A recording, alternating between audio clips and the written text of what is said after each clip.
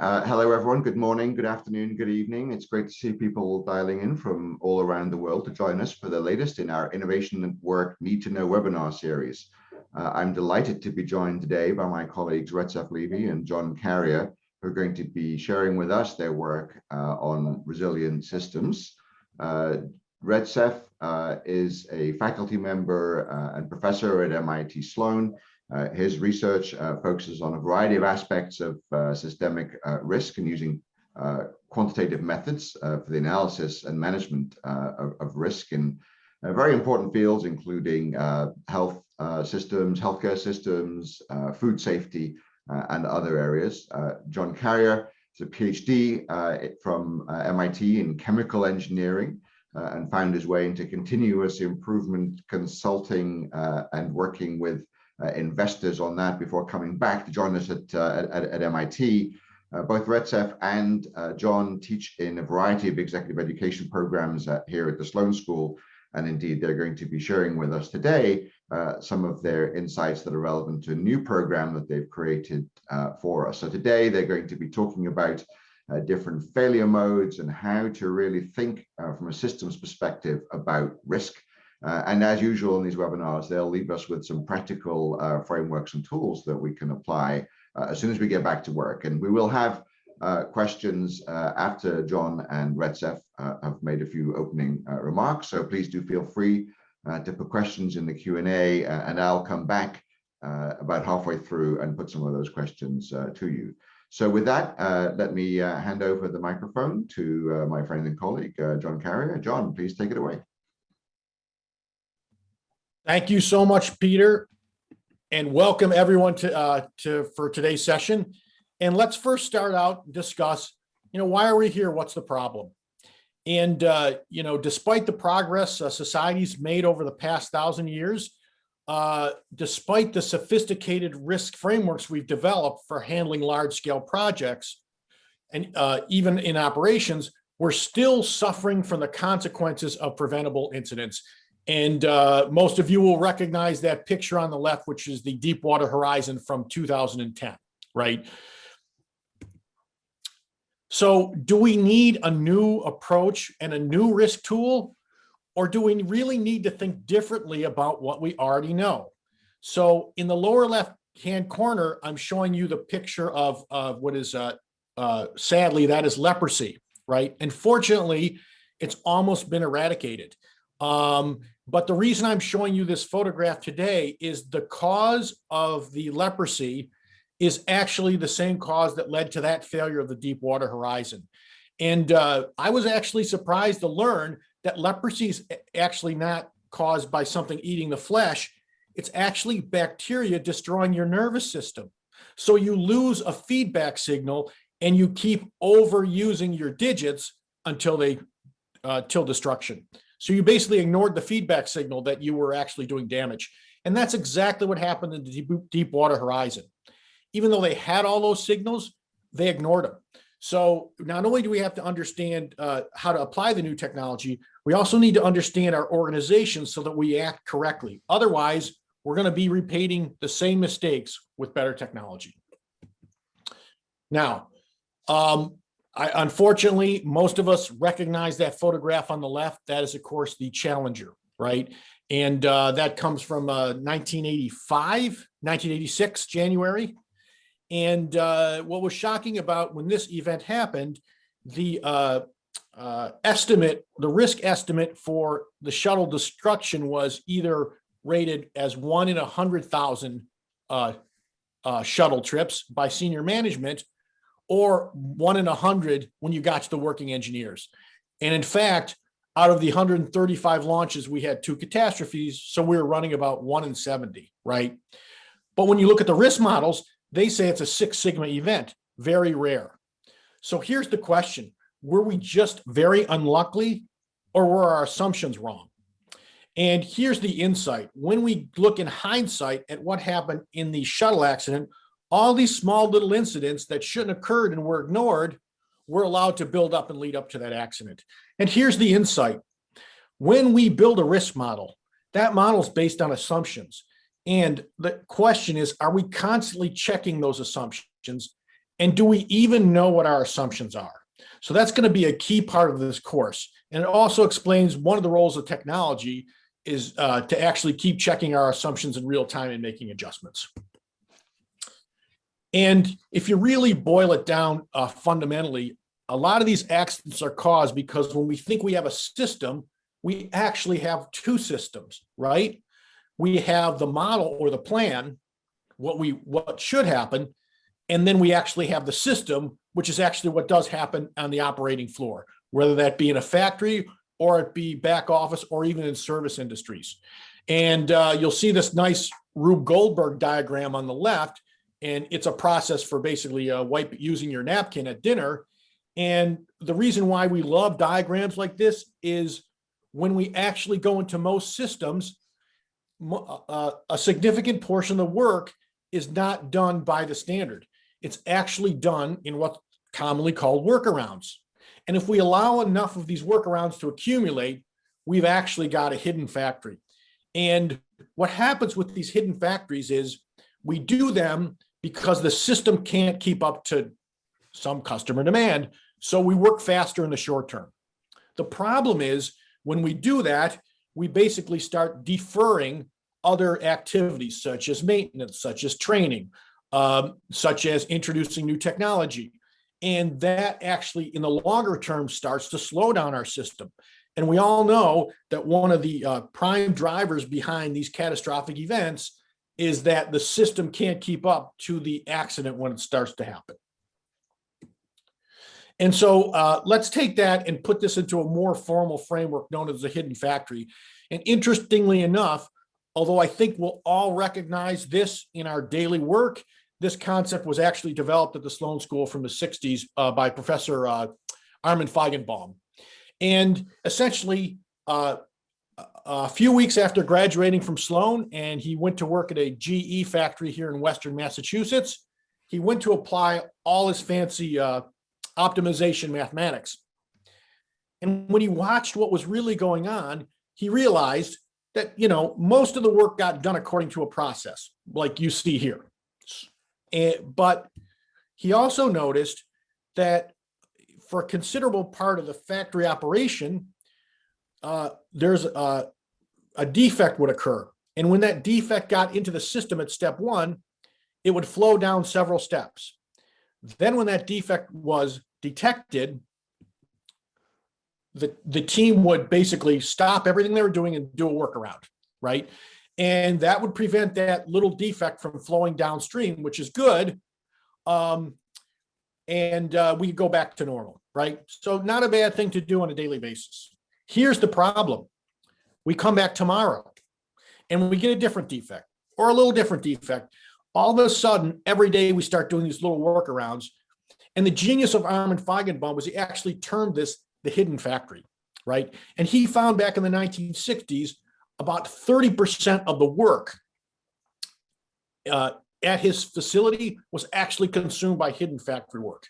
Now, you can most clearly see how that would contribute to poor productivity, but also look how that might contribute to an actually more risky facility because this hidden factory and workarounds is not in your risk model.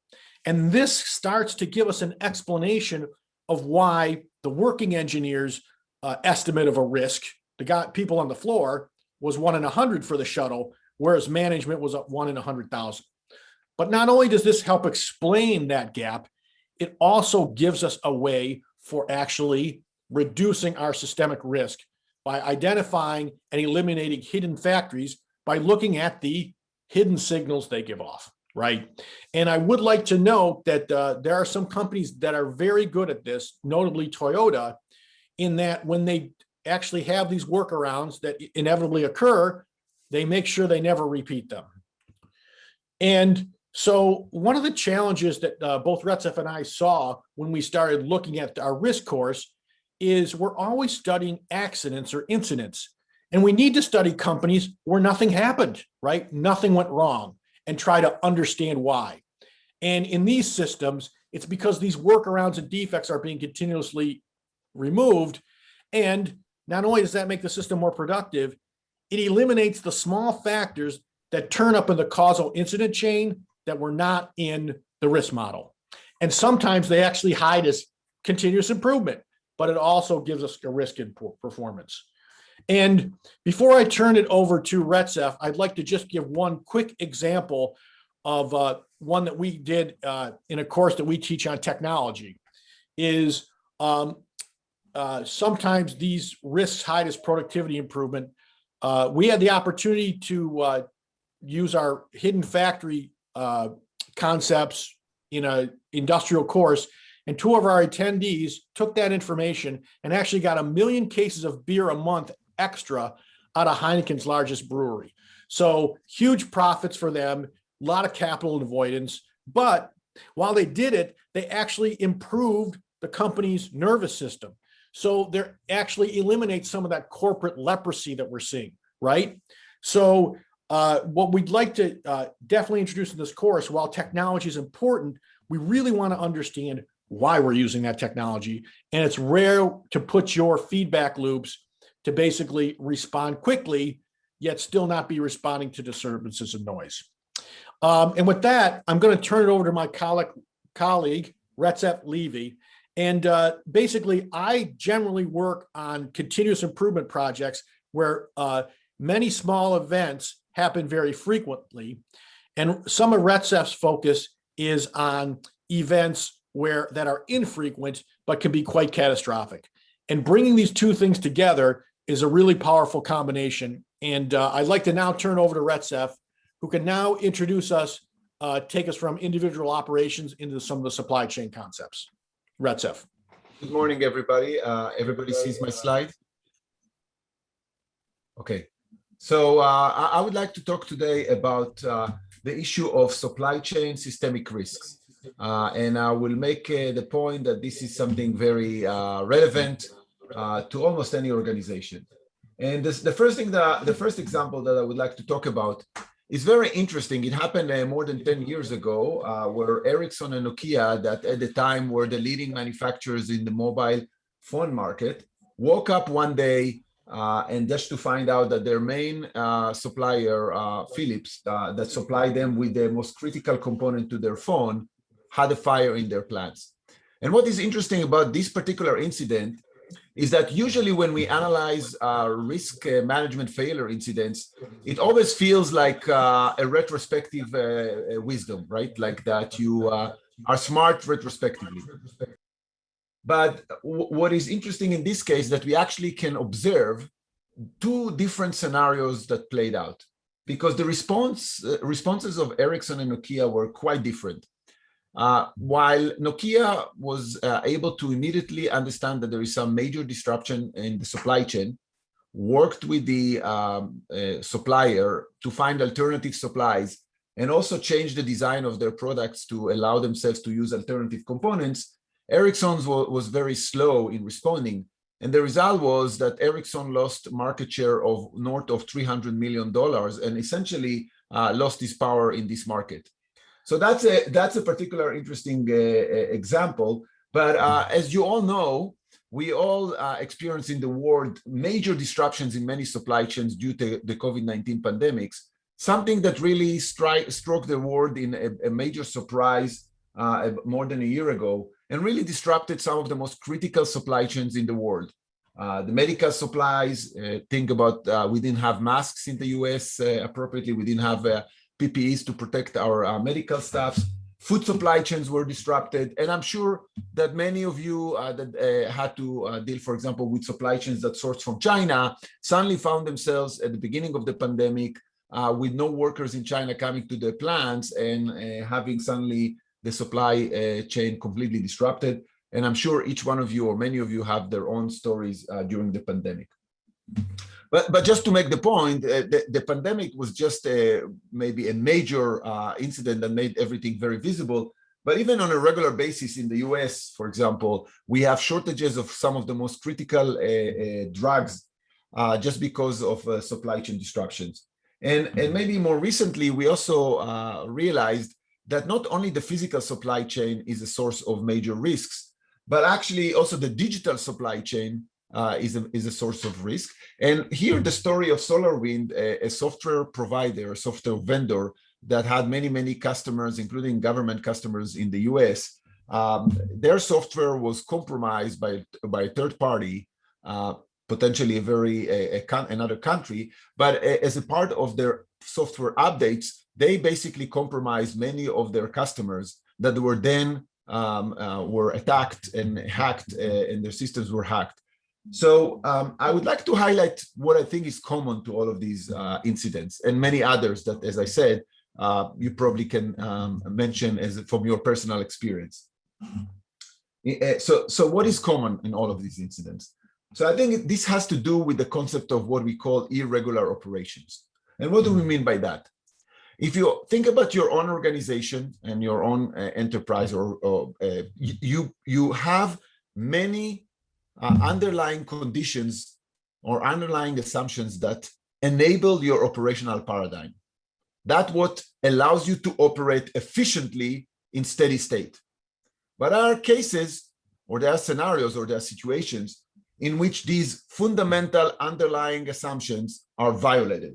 There is a major disruption that suddenly implies that what worked so far is not going to work anymore, and you really need a new playbook.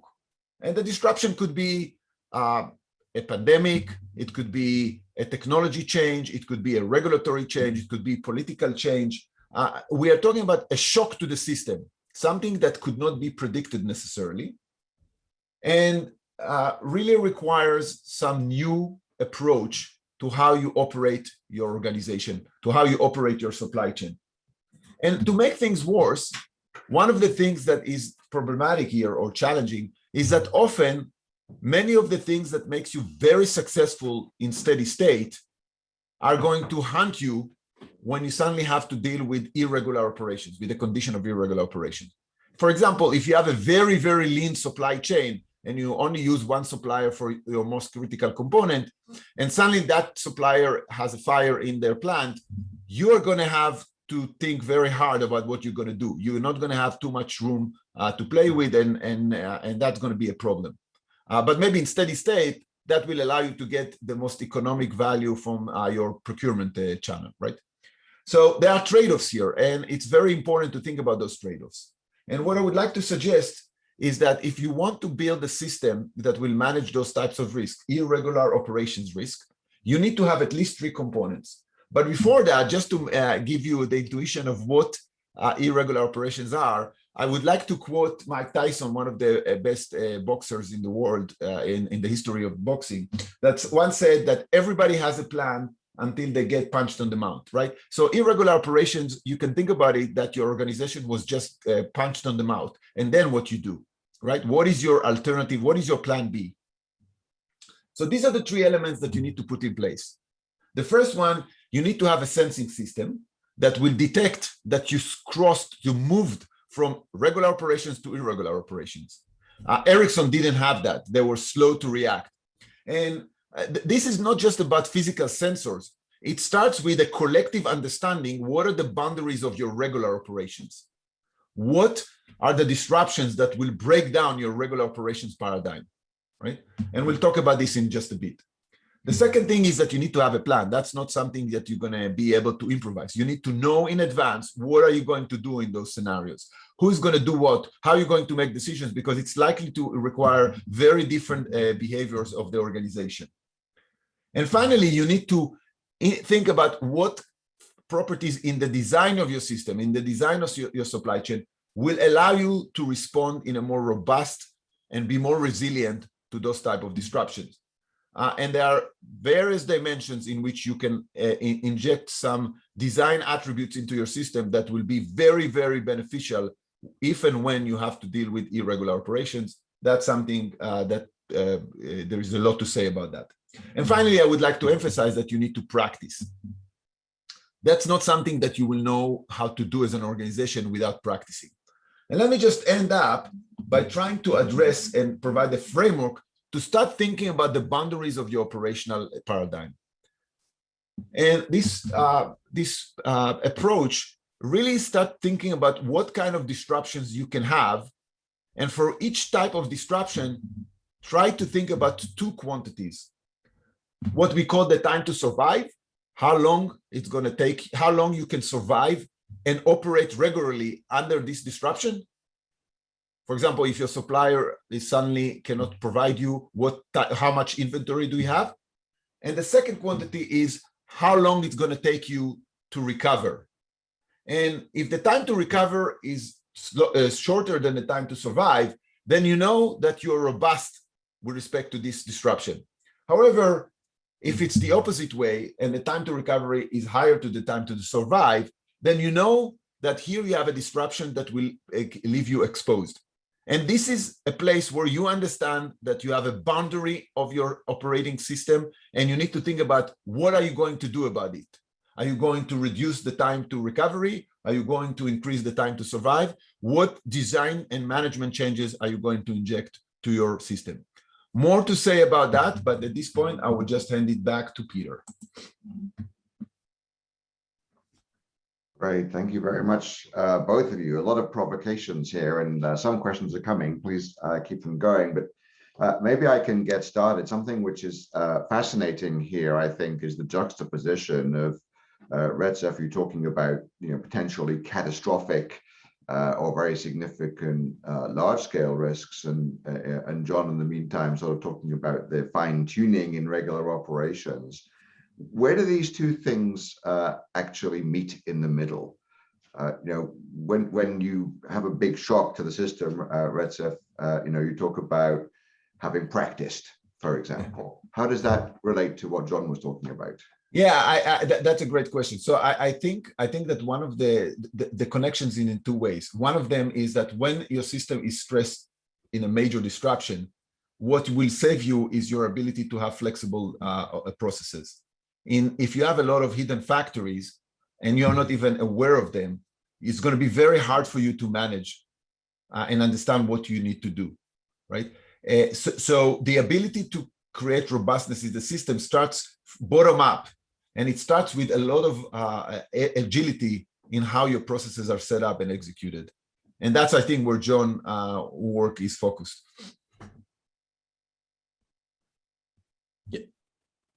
And Peter, I'll just add to that. Thank you, Retzef. Is think about a temperature measurement, right? I'm using that in a plant, and let's say that measurement goes out or we stop relying on it because we didn't maintain it.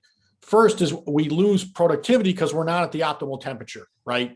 And then as that thermocouple drifts, it then starts to put the plant and wear out the rest of the plant, get dangerous. So that's how something that starts with a degradation in performance slowly slips into catastrophe if we don't watch it. It completely dovetails with the way Retzef thinks about the world.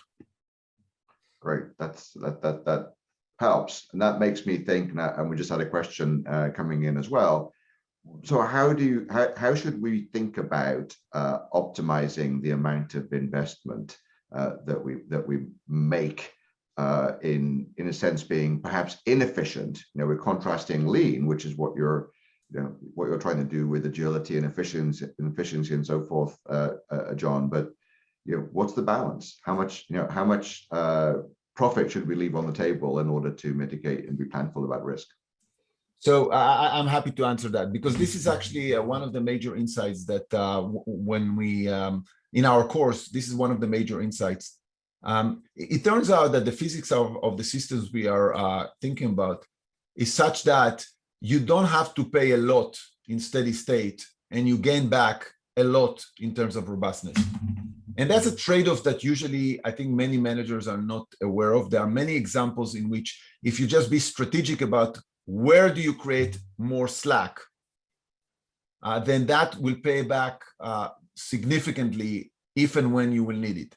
And it will not make you significantly uncompetitive in steady state. In fact, often it will make you even more competitive, because efficiency and transparency and agility are things that you can set up in a strategic way that will be good both for steady state and under irregular operations. Great, thank you. And perhaps related to that, and John, you could come in here. We often say that in order to be able to be fast, we need organizations to be and decision making to be distributed to the people who are at the coalface, as it were, and able to not only understand the data, but respond very quickly. How do you relate that to perhaps a need to be more hierarchical when things are going wrong? So first of all, Peter, it's a great question, because one of the first people to ever deal with this was Alfred P. Sloan, when he came up with the M form of the organization. And all organizations will always struggle with what's going to be centralized and decentralized, but I want to share with you how simple technology helps now. I was just in a call last week where we had an expert from the central part of the organization on a web call with a camera. So we had centralized engineering working with the decentralized field to make the collective decision. So we're now in a world where using technology, we can actually move up that centralization, decentralization curve. And that's a thing we want to really emphasize, is maybe technology can help us break that trade-off in a way we've never done before. That's great. So I think Retzef gave some examples earlier as well, and people are asking questions about this. Paradoxically, technology can be part of the solution, but it's also oftentimes part of the problem. What's your 30-second advice, each of you, to us in how we should think about using technology for good and avoiding its pitfalls? So my takeaway would be, I think that using technology needs to be done in the context of designing good processes and systems, and not as a goal by itself. And the other thing I would say, that complex systems are usually more risky. So you need to use technology to simplify your system, not to complicate it. And just, I would add with that to Retzef is, one, when you look at your system, before you buy technology, start with a good diagnosis. And that's why I'm always like, listen to the system first. And second is, I don't see that my iPhone here, this is technology, because I can shoot video and share it across the world of practices. So don't underestimate the technology you already have, but haven't implemented. Great. And that last example, John, goes to, I think, what was the last question we have time for right now. Do you foresee from the last year and from these other considerations that there will be a trend towards deglobalization and relocalization, or is that just something that's a bit pie in the sky and not realistic? Go ahead, Deja. So real quick is, the answer is yes, if you're willing to be responsive to your customer. Yeah, my take on that would be, there might be some of it, but I think that people that think that just by localizing the supply chains, they're going to solve their irregular operations risk. I think it's naive to think about that this way. I think we need more changes than just changing the location of the plants or the locations of the supply chain. Let's say that you have one plant that manufacture globally all the products, all the supply globally. It doesn't matter where this plant is, you still have vulnerable supply chain, right? If workers cannot come to the plant, they might not be able to come to the plant in any location. So I think that globalization has something to do with resilience, but definitely doesn't capture many or even most of the risks. Great, thank you both. This is such a rich and very important field. We really appreciate you coming and spending this time with us right now. As I mentioned at the beginning, John and Retzef do have a course, a brand new course coming up next month, all about these concepts and more, but both broader and taking a deeper dive into these practical ideas and tools that they've given us a little glimpse into today. So thank you all for joining us. Thank you, Retzef and John. Please keep an eye out for the recording of this webinar, which we'll be sharing, along with some more information about how to sign up for the course. And of course, I also look forward to seeing hopefully many of you, not only in this and other courses, but on future webinars and LinkedIn Live sessions that we have coming up as well. Keep an eye out for those. Thank you all. This was fantastic. Thank you, Retzef and John in particular, for a very provocative and informative discussion. Great. Thank you, Thank Peter. you, everybody. Have a great day, everybody.